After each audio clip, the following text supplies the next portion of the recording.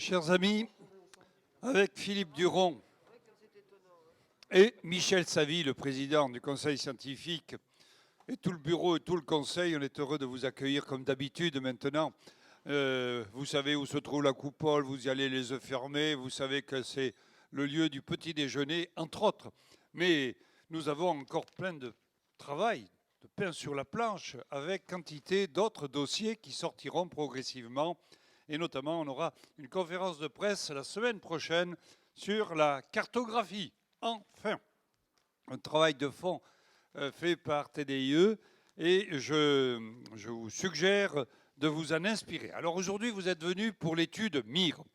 Cette étude, c'est en fait l'impact sur la révolution des usages de la mobilité sur les infrastructures routières et leurs équipements. Ça donne MIR. Alors, le rapport, c'est une démarche collective, il faut le préciser, avec l'ATEC ITS France, IDRIM, IFSTAR, Route de France et TDIE. Et le rédacteur principal a été d'ailleurs d'IFSTAR, Nicolas Autière, que je salue.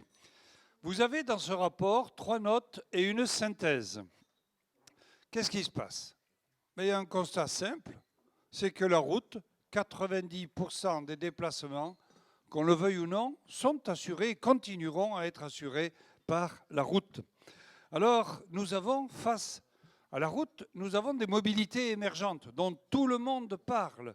On a donc les cars Macron, on a les VTC, l'autopartage, le vélo, le covoiturage, les engins de déplacement personnel qui envahissent nos trottoirs, la glisse urbaine, avec notamment le dernier problème que nous avons rencontré et que nous continuons à rencontrer, c'est celui des fameuses trottinettes urbaines qui envahissent nos trottoirs et qui font que nos personnes âgées chutent, avec les conséquences qui s'en suivent.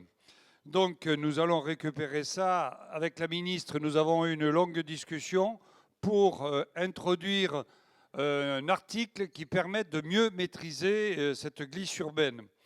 Nous avons donc une révolution en marche au niveau de la mobilité et au niveau des usages et des engins nouveaux.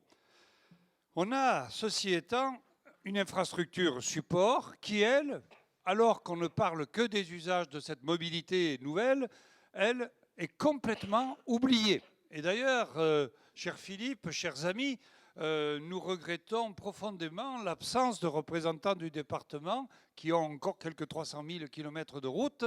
Et nous les avons invités, mais malheureusement, ils n'ont pas pu se dégager. Alors, c'est la raison d'être donc de ce petit déjeuner, de parler du support de la route. Un support, je l'ai dit, complètement banalisé, mais où se rencontrent des métiers aussi anciens, aussi classiques que ceux qui produisent à travers les carrières un certain nombre de produits indispensables, mais qui rencontrent aussi des dossiers ou des institutions aussi disruptives que les GAFA. Alors, pour alimenter cet échange sur les défis et les enjeux de la route, l'étude a identifié 3 questions. Quel rôle jouera l'infrastructure routière et ses équipements de mobilité demain? Peut-on aujourd'hui, deuxième question, préciser les grandes étapes de la mise en œuvre et de la généralisation de ces innovations? Troisième question, les pouvoirs publics doivent-ils agir de manière proactive ou simplement encadrer les expérimentations des industriels? Je rajouterai, quant à moi, le constat que l'infrastructure routière représente un patrimoine exceptionnel pour la nation. J'ai eu à connaître en tant que sénateur la baisse continuelle des crédits de l'État consacrés à cette infrastructure et son corollaire logique, la dégradation concomitante des indicateurs de qualité du réseau routier. Nous devons tout faire, tous ensemble, pour éviter la même descente aux enfers qu'a subi le réseau ferroviaire. Je souhaite donc qu'au-delà de cette étude prospective très riche qui replace la route de demain, une route intelligente, dans la problématique plus large de la mobilité, on n'oublie pas, comme on a essayé de le faire notamment le Conseil d'orientation des infrastructures, dont je salue également non seulement le président, mais le rapporteur général qui nous a rejoint, Pierre-Alain Roche. Le Conseil donc d'orientation des infrastructures, présidé par toi, Philippe, a essayé de trouver et de proposer à l'État un financement pérenne pour assurer l'avenir de cet outil irremplaçable. Pour en discuter, nous avons fait appel à 3 intervenants de haut niveau. Madame Anne-Marie Idrac, vous avez été députée, plusieurs fois ministre, présidente de la RATP, présidente de la SNCF et aujourd'hui, vous êtes la haute responsable pour la stratégie nationale du développement des véhicules autonomes. On ne peut pas être plus dans l'actualité que ça.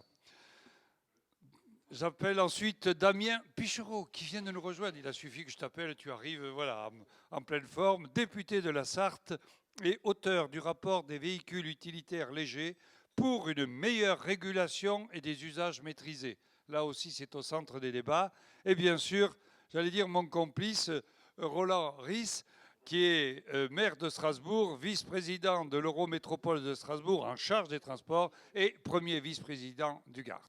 Voilà, chers collègues, j'en ai terminé pour cette présentation un peu rapide et je passe immédiatement la parole à Michel Agege, le directeur de la revue bien connue Transport, Infrastructure et Mobilité pour animer ce débat.